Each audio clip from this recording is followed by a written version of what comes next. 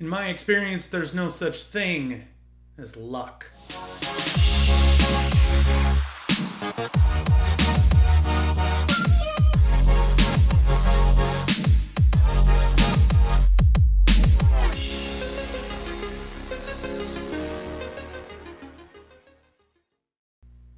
Hey everybody, welcome to Consume the Canon. The quote that I used before the intro, there's no such thing as luck, is 100% true. And we're going to talk about how I am using planning to get through what is now over 900 pieces of media. Yes, that's right.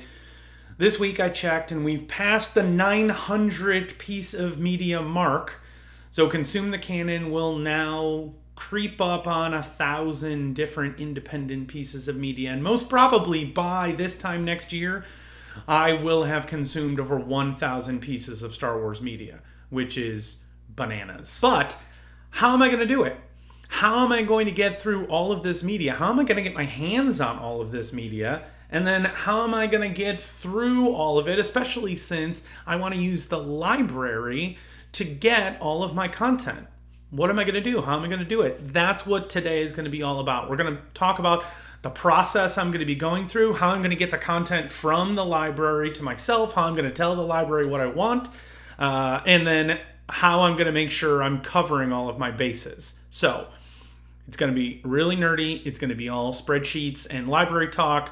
Hopefully you're as excited about that as I am. I know Amy Dittmeyer is excited about it, so let's go. So the first thing that I need to do is I need to get my list. I need to know all the things that are in the canon. I've previously talked about how I'm going to be using the Star Wars timeline canon from Wikipedia to track all of the content that I'm going to be consuming.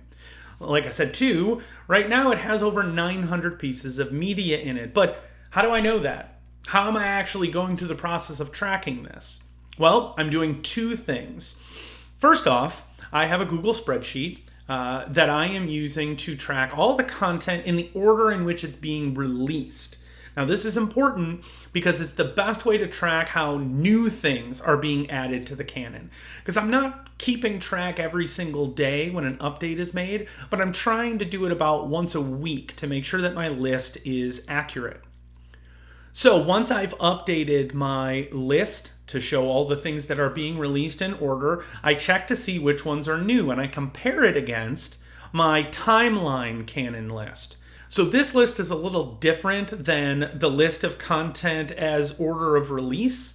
This one is in order of timeline. So the first thing that's in the timeline is A Recipe for Death.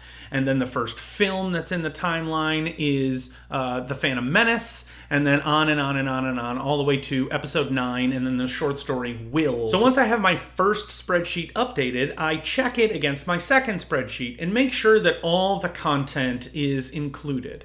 I'm doing that with some spreadsheet trickery, just changing some cells green to make sure that they're appearing in both of the lists. If you are really interested in that, I can actually create another video to go into the details, but I'm not going to go into those details right now.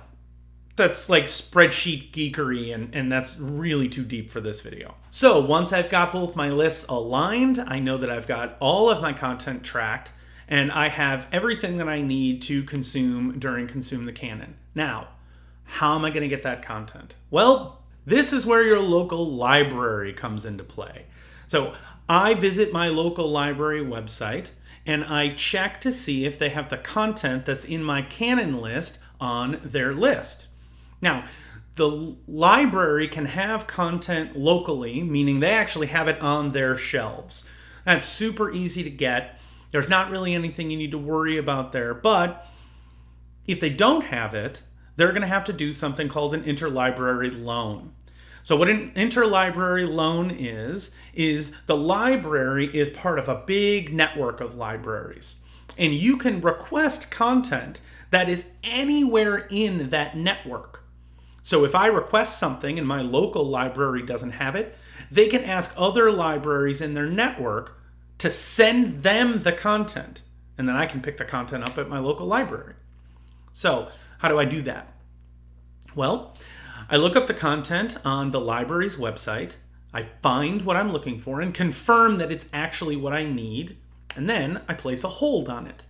A hold is basically like your place in line. You're saying, I want this content, and I'd like to get in line to get it. Now, luckily for me, most of the content that I'm looking for is pretty old.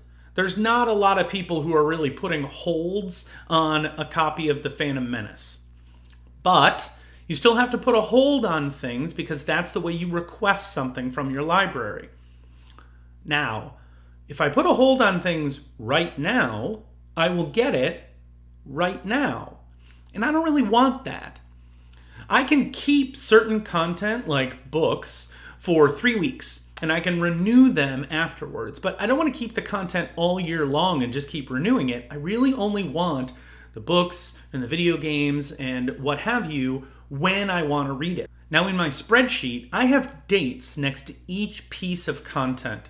And that date is a prediction about when I will get to that media in the timeline order. So, as an example, a lot of the content around the Phantom Menace, I know that I'm going to be reading right around the end of December. That's one of the first things that's in the list. And Clone Wars, also being very early in the list, is something that I'm going to be consuming in the beginning, middle of January. So I don't want that content now. I want that content closer to when I'm going to need it. And so what I can do is I can put a hold on my content, and then I can do something called I can suspend my hold. This is something Amy Dittmeyer taught me. I didn't know this was even a thing. But you can suspend your hold so that the hold really only comes into effect when you want the content. So that's what I've been doing for the last couple of weeks.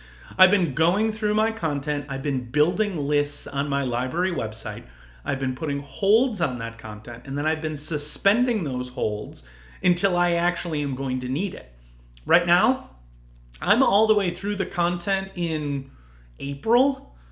I've got holds on dozens and dozens and dozens of books and movies and TV shows and what have you, so that I can get the content that I need as part of the Consume the Canon when I need it. And it doesn't just sit on my shelf for months waiting for me to read it. So let's say Consume the Canon has started, and I've started reading all of my content, and I'm working through it, and I finish something. What do I do then? Well, the spreadsheet is actually helping me track how well I'm progressing. Right now, it's predicting that I will be finished with Consume the Canon on November 29th of 2019. Cutting it pretty close. Giving myself basically exactly 3 weeks of buffer time. But when I'm actually consuming the content, I'll be updating when I have completed that content, and the spreadsheet will update my predicted date. So if you remember in the last video, I talked about catch-up days. Catch-up days are going to be the days where I might have to consume a whole bunch more content than I was intending to make sure that that target date stays ahead of episode 9's release date, which is still December 20th of 2019. I can use my spreadsheet to track how far ahead of schedule I am or how far behind schedule I am. And then I can use that to determine how much content I need to consume on a day-to-day basis. Can I take a day off? Do I have to read an entire novel in one sitting? What does the spreadsheet say I have to do for my day to make sure that I stay on track? So every week, I'm going to be updating on YouTube. I'm going to be updating the content that I have consumed in the previous week and the content that I'm going to be consuming the next week. But if you want to keep track of everything that I'm doing, every book that I'm going to be reading, when those books get on my hold shelf, and you especially want to be keeping track of the minute-by-minute progress, then you want to be following me on Instagram. Because on Instagram, I'm going to be posting a lot more content about what's actually happening day to day. And that's where you're going to be able to see the cool stuff like first appearances and first mentions of things. You're going to see a lot more of the in-depth stuff that may be happening at the library and how I'm interacting there. So be sure to follow on Instagram if you want to see all of that stuff. If you just want to get the week-to-week updates, then following on YouTube will be fine. That's where we'll get a lot more of that content. And if you want to know more about the spreadsheets that I'm using, how to use your local library, please let me know in the comments down below. Make any requests that you may have for videos you want to see, and I will be sure to get those videos created for you. I want to make sure this is as engaging for you as possible, and I want it to be a learning experience. I want us to all learn as much as we can about how awesome the library really is. So, if you really like this video, please like and share, subscribe. I want you to tell your friends. I want everyone to be involved in this. I want people to participate. I want it to be a lot of fun. And if you are as excited as I am, tell me about it in the comments, because we've only got 2 weeks to go. 2 weeks. 2 weeks before Consume the Canon starts. I'm excited, and I hope you are too. So thanks a lot, and join me next time on Consume the Canon.